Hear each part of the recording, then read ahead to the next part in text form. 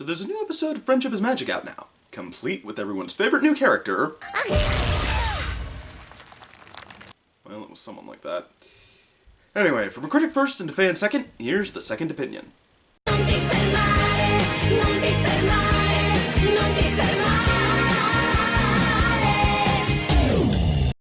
The first thing we see is the new version of Starlight Glimmer trying to find her way around Twilight's castle. No longer a narcissist, totally sincere about almost everything she says, just someone who wants to be redeemed now. Honestly though, it probably is for the best that they start her over from square one, because by the end of the last episode, her character was kind of a mess. All she really has going for her now is that she wants to repent and she was burned by her childhood friends, so sure. A sweetheart just looking for redemption it is. It does lead to some cute moments. Morning, Starlight! Whoops! Sorry, Spike. I'm not one to dwell on the past, and neither should you. I was just trying to figure out what your first friendship lesson should be. But at the same time, the whole worshipping the concept of friendship is officially becoming a bit much, kind of tired and flat. We've gone from a character growing from the general experience and picking up points to keep in mind, to using it like a sacred word and treating it like an instructional program. And it's not really clear how we got there, how this still ties back to relatable life concepts. I mean, it was still fair enough when Twilight became the Princess of Friendship, because even though the early signs of self-importance were there, the idea still seemed to be just showing people who needed it the benefit of working together and supporting each other. But now... Acceptance, Altruism, definitely. These are just the A's. After this, I move on to the B's. I know I'm just learning about friendship, but I didn't think there were this many lessons for anything. Yeah, Twilight has lists and guides and stuff of all the things Starlight needs to know about being nice. That's what it means to be a master in the art of friendship. Never mind what they are. I mean, then we'd have to get into the nitty-gritty of how she knows this will help reform a criminal. No. It has to be this vague religion where only the people in charge know exactly how it works. You know. Art of the cards. Guide me. Some people are calling problems like this another sign that writer Josh Haber is kinda bland, but to that I say go back and watch his Simple Ways episode. It is a fantastic episode masquerading as a typical one. The story may seem familiar, but every little moment, from the timing to the character depictions to the little extra touches, is practically bursting at the seams with enthusiasm. However, with back-to-back two-parters and the latest movie on his plate right after his debut in Season 4, I do think he's been asked to helm too much too soon, and it seems like it's all he can do now to be competent. Even most of his dialogue here sounds like it's just going through the motions of keeping everything straight. It's explanatory, obligatory, blocky, just not much to get into. It caused me to zone out more than it sucked me into any of the characters. Take the scene where Starlight and her old friend Sunburst confess their past troubles to each other. It doesn't progress in a way that conveys the emotions of these two opening up to one another. Sunburst just breaks down and spills the whole tale, and then with an "oh yeah," now it's Starlight's turn to monologue. And then they're good. You see what I mean when I say it's blocky? That's so cut and dry. Or how about this one? I can't wait to see all that light and love make the Crystal Heart even more sparkly and shiny! Actually, Pinky, the Crystal Heart is an ancient and powerful relic. Without its magic, the Crystal Empire would be lost to the frozen north.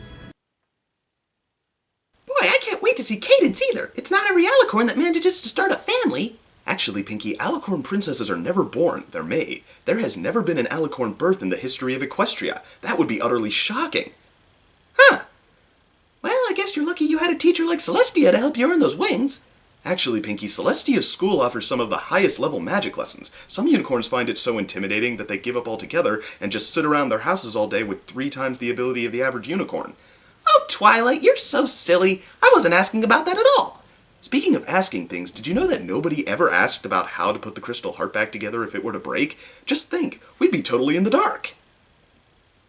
Plus, if that wasn't bad enough, this episode splits itself into multiple subplots for Haber to juggle, which gives him even more chances to look like he's just trying to keep it all straight and cover his tracks. So how many of them still end up being worth our while?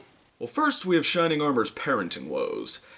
I don't think I'm going to spend too much time on this one. It has its moments, but overall the comedy was kind of middling, and it's mostly there for that without really going anywhere, so... Then we have Flurry Heart, who many people worried would turn out to be one of those lame, cutesy characters just made to sell toys.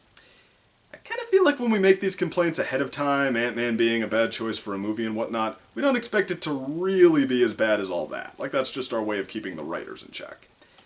So when something like this turns out to be exactly what you were afraid of, it's actually kind of special. She is Cousin Oliver reincarnate. And for those of you who don't know, Cousin Oliver was the Brady Bunch's attempt to save their ratings with a cutesy child star, whose entire shtick was messing something up so the others could go, Oliver! That is Flurry Heart almost note for note. Everything she does is either an overly cutesy face or an annoying, overblown pratfall caused by her just being so innocent. Flurry Heart. Flurry Heart. Without this, I don't know what we'd do. Flurry Heart.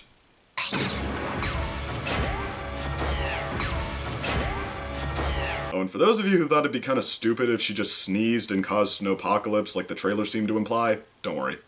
She cries and causes snowpocalypse. That Flurry Heart. And that leads me to the next plot strand about the Crystal Empire freezing over. Never has one of these two-parters seemed so indifferent to its own conflict. I mean, seriously, part 1, after hitting us over the head with subtle hints at exactly how it's going to happen, ends by just shoehorning it in all obligatory-like. The last 30 seconds are almost literally this.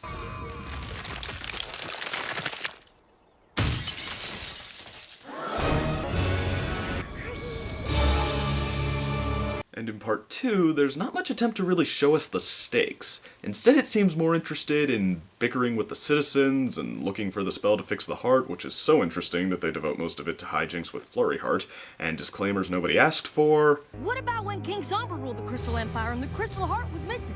The city wasn't covered in snow then. The heart wasn't missing. It was still in the castle. King Sombra had just hidden it. I know I said the last two-parter with the Crystal Heart was also a bit impersonal, but hey, that one still knew how to raise the tension. We saw how overwhelming and powerful the threat outside was when you tried to face it head-on. We saw more and more close calls, emphasizing that time was running out and that the risks were legitimately scary. It even added a breach, making it feel like the resistance was already failing even before it was supposed to. Here, we just cut back to Luna and Celestia playing Cloud Galaga a few times. Yeah, see, it's getting here. They can only hold it back so long and stuff. Let's get back to Flurry Heart. Honestly, Haber's best moments here are the ones where it seems like he has almost no choice but to do something atypical. Like with Starlight's subplot, last but not least. Because tossing Spike into the role of her babysitter might have been all too easy, but it leaves the question of what these two are actually going to do together. Nothing's really happened to put them on the same page, but they're also not really comedic opposites or anything like that. They're both kind of sideline sidekicks at this point who know what it's like to be humbled. And with no expectations from each other to live up to, we find them not only becoming buddies, but unlikely confidants of all things. There are moments where they're on the same page, and moments where they're trying to step over each other, but are still sort of on the same page. There's encouragement, mild insensitivity, kidding, and some heart-to-heart. It actually feels more like a real friendship than anything else in this episode. And then there's the stuff with Starlight and Sunburst, which, like I brought up before, suffers from the dialogue. Take a drink every time someone says important wizard. Important wizard. Important wizard. Important wizard. Important wizard. Important wizard. Important wizard. So yeah, I can't say much for the scenes building up the non-surprise of him not being a wizard, but having to give the guy his own character seems to have again forced Haber to loosen up a bit, and watching him finally reconnect with Starlight, then come into his own and save the day his own way, actually turned out kinda satisfying. I also like the subtle hinting they do at the kind of guy he is, like Celestia's reaction to him when she sees him, or the flashbacks hinting that he's big on knowledge and mediocre on raw power, while Starlight is at the other end of the spectrum. Maybe a bit forced in, but take it or leave it. So yeah, Starlight's story is really the only one that had more fun stuff than shortcomings, and it's kind of what carries this episode. But I do mean carries, because it really was something you could follow from start to finish to make it feel like you were watching something worth your time. It's not enough to make this a great or even particularly good episode, but I can say it was passably decent. Which is horrible. Two-part episodes from this show are not passably decent. Just look at all the other ones as rated by my precise and flawless scoring system. Great, great, great, good, great, A-, great, another A-, good. Well, good enough. See, all of those were better than passably decent. Really though, what worried me the most here is how the show treats its own main characters so indifferently in this episode. Even if these two-parters don't want to treat Twilight like the one who learns and grows anymore, we have 5 other main characters who could probably benefit from some special focus. But instead, all 5 of them are just cluttering the playing field in 2-bit supporting roles, with no less than 3 new characters at front and center. So are the writers so sick of their own premise that the important conflicts now have to be about totally different things? Or is this just an attempt to lay the groundwork for something big? Well, most of you would probably rather we stay optimistic, but honestly the show's been pretty all over the board with its experiments, so I can't really say that either way would surprise me that much. But at very least, whichever writer's up next is probably a little fresher than Haber at this point, so I will be interested to see what they've got. If you enjoyed this video, please like and subscribe. If you didn't, send it to Baby Flurry Heart, and if you'd like to watch another review, click the link on your right. Otherwise, just check the description for more links, and I'll see you next time.